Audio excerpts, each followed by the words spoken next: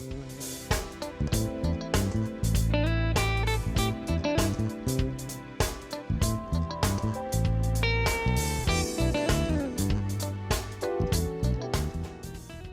I'm Kenny Anderson, Director of Multicultural Affairs for the City of Huntsville, and welcome to Impact.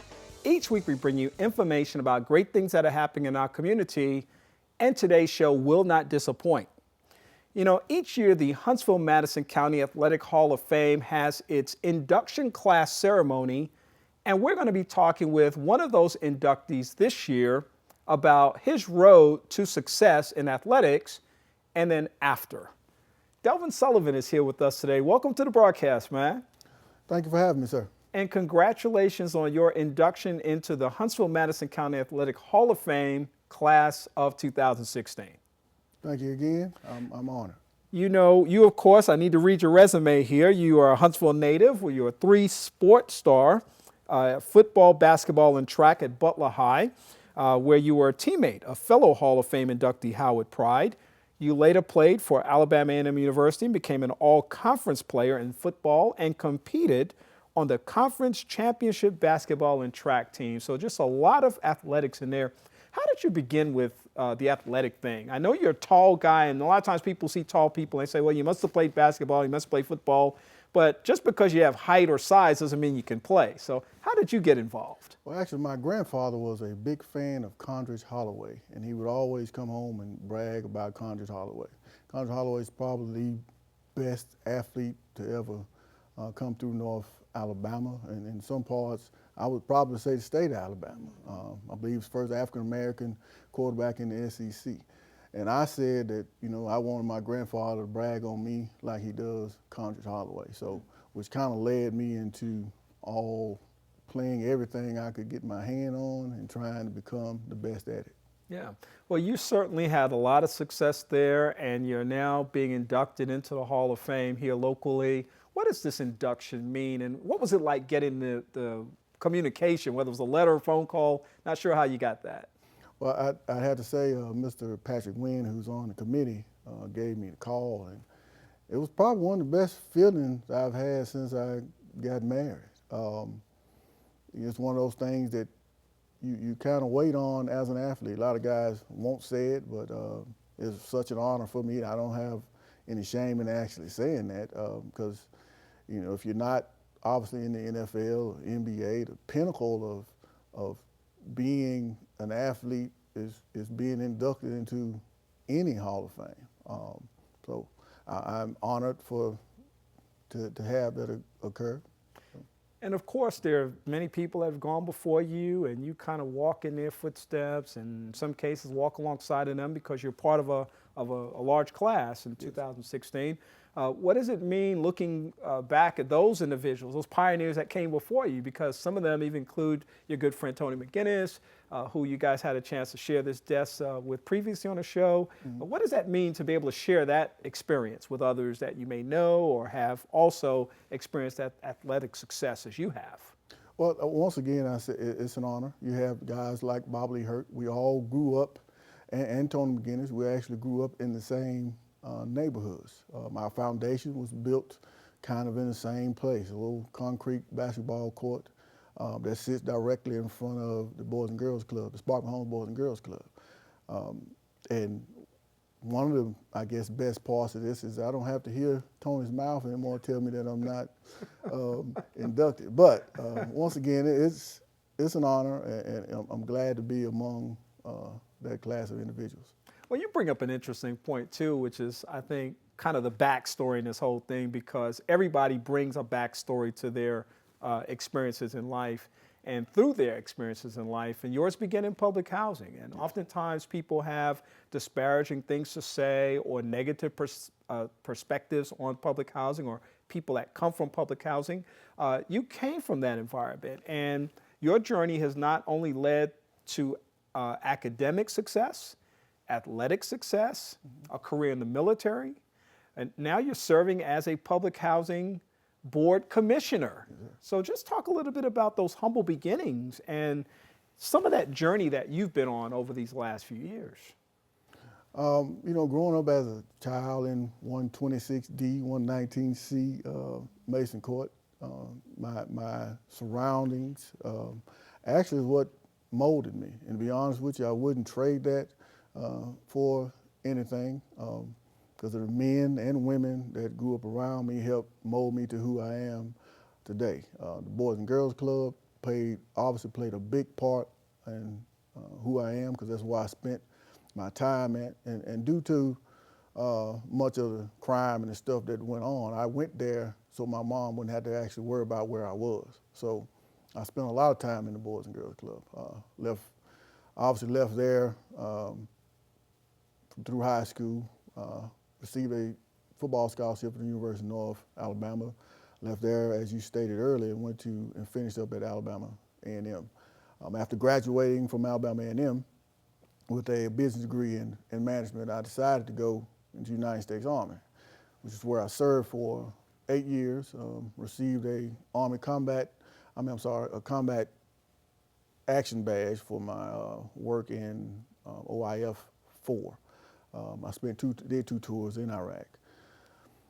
Since then, as a civilian, as we say, I'm currently working as a contract specialist for the Army Contract Command.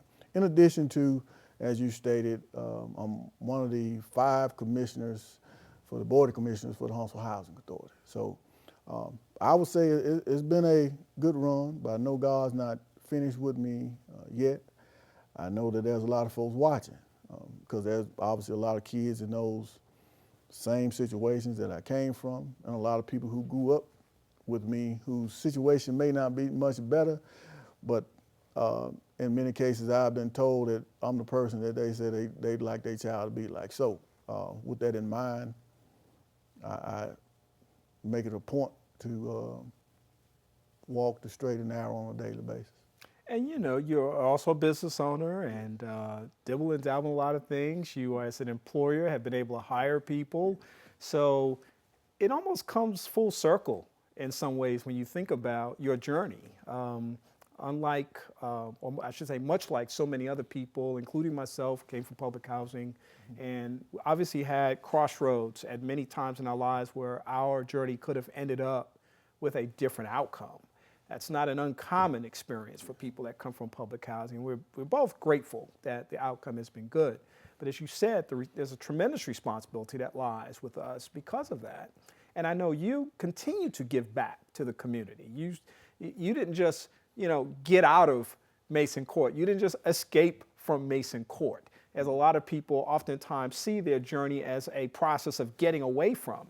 You continue to go back and give back. I mean, there's an annual picnic that takes place that brings people back together again. Mm-hmm. You're constantly involved with back to school programs and other kinds of initiatives, tutoring and mentoring. What drives you and keeps you grounded in that kind of a commitment? Well, I always tell folks there's actually 2 things, Kenny. One is the door of opportunity was open for me, and I decided not to close it. My goal was to go back and get as many people as I can.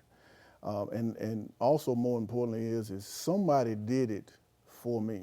So, I stay humble, and when people thank me for what I do, I try hard not to say I'm just doing what someone did for me, but because I understand that to get from 119C and 126D, it's a thing, you had to claim both addresses, to where I am today, I didn't do it by myself. I had a village. I still have a village of folks that actually put things in place for me and gave me open doors, and I just decided to run through those doors, but I didn't close the door behind me. So I'm right now, whatever you see me actually do, that's a part of me doing what, be honest with you, I think I'm supposed to do. So I'll probably be doing it until they put me in a box. And of course, everybody has a motivation, something that drives them and keeps them moving forward in a certain direction.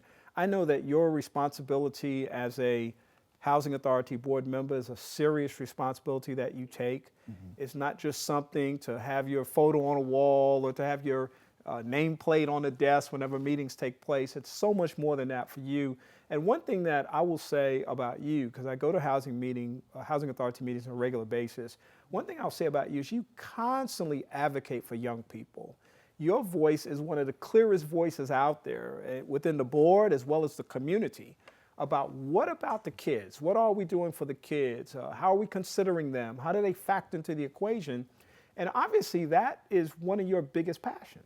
Yes, and the reason I do that, Kenny, is because I understand that the only way to prevent a second generation public housing resident, which meaning we have constant generations of the same, is education and pouring as much as you can into the youth. I may go pick up a group of kids and take them to the ledges. And the reason I do that is because as an individual, as a child, I thought going out there on that basketball court and shooting or running around on the football field or selling drugs, to be honest with you, was the only way out. So I actually take those kids there and say, look, this is a way. These people actually get up and go to work every day. They got the education, and then not all of them had to be college degrees. Some of these guys have a trade. So we'll go into that conversation. But to sum up, my answer to that is I understand that education is key, and the only way I can prevent second generation public housing residents is to pour as much as I can into the children. And I'll be doing that until they take me off the board. Well, you obviously are very committed to that, and that's one of the things I respect and admire most about you, because our young people do need a voice. They do need somebody advocating for them, somebody speaking out, and it certainly doesn't hurt that it's somebody who's been in their shoes before. Yes. And can certainly relate to them and understand them in a very powerful way. So the big induction ceremony is about to take place. When does that induction ceremony take place? That's April 11th in the North Hall. Photos start at 5. The event kicks off at 6 o'clock. All right. Mm-hmm. All right. So that's going to be a big event, time for family, loved one, and friends to be a part of that. A lot of people looking forward to that. A lot of people are going to be wishing you the best, and we certainly take this opportunity to wish you and the entire class of 2016 that it's being inducted into the Huntsville-Madison County Athletic Hall of Fame best wishes. Thank you, sir. All right. So we know that once that happens, the work is not done. We got that from what you were sharing with us. There's a lot more to be done, and we can count on seeing you in the trenches, not on the sidelines. As always, never on the sidelines, always in the trenches, trying as hard as I can to get as many children as I can to, actually what I want is every child to be better than what Delvin Sullivan is. So I'll keep fighting that fight until I can't fight anymore. All right. Well, Delvin Sullivan, we thank you for being a part of our broadcast. He is Delvin Sullivan. He is a 2016 inductee into the Huntsville-Madison County Athletic Hall of Fame. Again, congratulations, and thank you for being a part of this discussion today and being so transparent in what really drives you in terms of your experiences and what keeps you coming back for more. Again, thank you, sir, and thank you all for having me. All right. I want to thank you for being a part of our conversation. We hope that you took some time to really process the passion that Delvin has for working with people and the appreciation and gratitude that he shares for people who did something for him, and the tremendous responsibility that comes with that, and recognizing that once it's been done for you, you got to do it for somebody else. We also hope that you will like our Facebook page. It's Impact with Kenny Anderson. That's where we post all the videos of our broadcasts, as well as behind the scenes photos and other information that we think will be beneficial to you in this community. For Impact, I'm Kenny Anderson, and I'll see you again soon.